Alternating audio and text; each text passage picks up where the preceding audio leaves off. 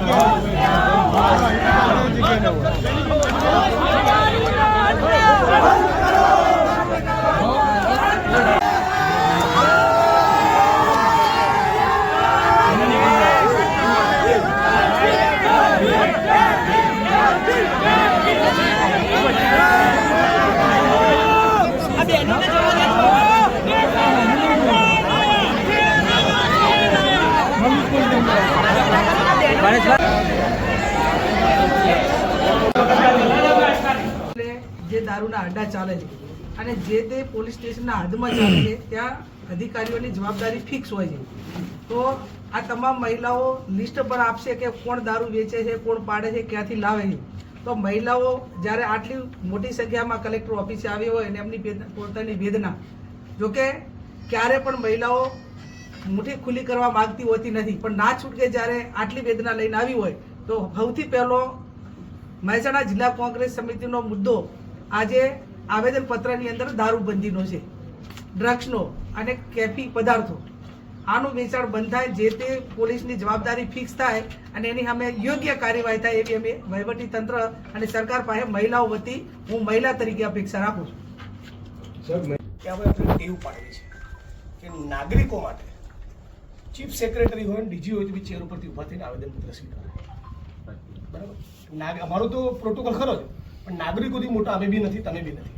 આપણે ટેવ પાડવી છે. એટલે આપણે પણ વિનંતી, જ્યારે પણ આવેદનપત્ર આપે ત્યારે તમે બી તમારા સ્થાન ઉપરથી ઊભા થઈને આવેદનપત્ર સ્વીકારશો. જી કે એ મહેસાણા જિલ્લામાંથી પકડાયું છે. એની સાથે સાથે જો શાળાઓ હોય, કોલેજો હોય, એવી જગ્યાઓએ ખૂબ નશીલા પદાર્થોનું વેચાણ થઈ રહ્યું છે. ચાહે ડ્રગ્સ હોય, ગોજો હોય, દારૂ હોય કે એવી નશાવાળી સિરપ હોય, મેડિકલ સ્ટોરોથી લઈ અને તમામ જગ્યાએ આ ગુજરાત રાજ્યના યુવાનો એ નશીલા પદાર્થોની રવાડે ચડ્યા છે. એ બંધ કરવા માટે સમગ્ર રાજ્ય અને મહેસાણા જિલ્લાની અંદર દારૂના અડ્ડાથી લઈ અને તમામે તમામ પ્રકારની જે આ દૂષણ પેદા ઊભું થયું છે એ દૂષણ બંધ કરવા માટેનું આજે અમે સમગ્ર મહેસાણા જિલ્લામાંથી અને આપને આવેદનપત્ર માટે આજે આપીએ છીએ. બને એટલા ઝડપથી આ તમામે તમામ દૂષણો બંધ થાય એવી અમારી રજૂઆત સરકારના ધ્યાને આપ તમે મૂકો એવી રજૂઆત કરવા માટે આવે છે.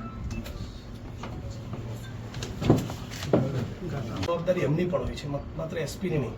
એટલે પોતે પણ બધા જિલ્લા કલેક્ટરો પણ રસ લેતા હોય. અપીલ કરીએ છીએ કે કોઈ પણ જિલ્લો હોય, કોઈ પણ તાલુકો હોય, શહેરનો કોઈ પણ મહોલ્લો હોય, તમે સોશિયલ મીડિયાના માધ્યમથી અમારા સુધી માહિતી પહોંચાડો.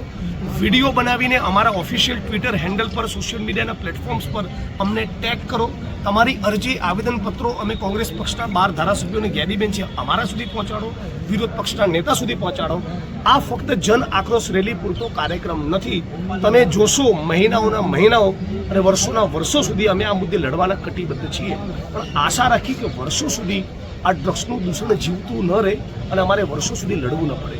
રાજ્યની સરકાર આજે ચિંતન શિબિર કરવા વલસાડમાં બેઠી છે. માનનીય મુખ્યમંત્રી ચિંતન શિબિરમાંથી ઊભા થાય અને તરત ગુજરાતની જનતા સમક્ષ રોડ મેપ અને બ્લુપ્રિન્ટ રજૂ કરે કે કઈ રીતે ગુજરાતમાંથી ડ્રગ્સને નાબૂદ કરવામાં આવે છે.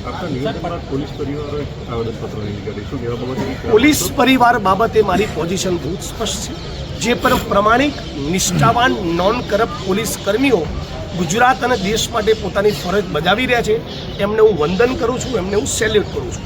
નાના પોલીસ કર્મચારીઓ માટે સતત વિધાનસભાનું મંચ હોય કે મીડિયાના માધ્યમથી બોલતો, લખતો અને લડતો આવ્યો છું. પણ જે માણસ ભ્રષ્ટાચારની વૃત્તિમાં વ્યાપક હોય, જે લાંચીઓ હોય અને દારૂ જુગાર ડ્રગ્સમાંથી કમાતો હોય, ગઈકાલે પણ કહેતો હતો, આજે પણ કહું છું, એના પટ્ટા ઉતરી જવા કે ધારાસભ્યો હોય, સંસદ સભ્યો હોય, મંત્રી હોય, આઈએસ હોય, આઈપીએસ હોય કે મીડિયાકર્મી હોય, જે પણ ખોટું કરે તમારા અને મારા સહિત એ ભોગવે. ડ્રગ્સ નહોતું મળતું ત્યારે ગળે ફાંસો ખાતા હતા.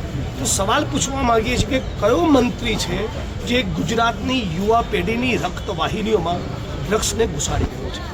જે પણ મંત્રી કૂટણખાના, જુગાર, દારૂ અને ડ્રગ્સના કાળા કારોબારમાંથી કમાય એ મંત્રી અમારે મન ગુજરાતનો અને ભારતનો ગદ્દાર છે.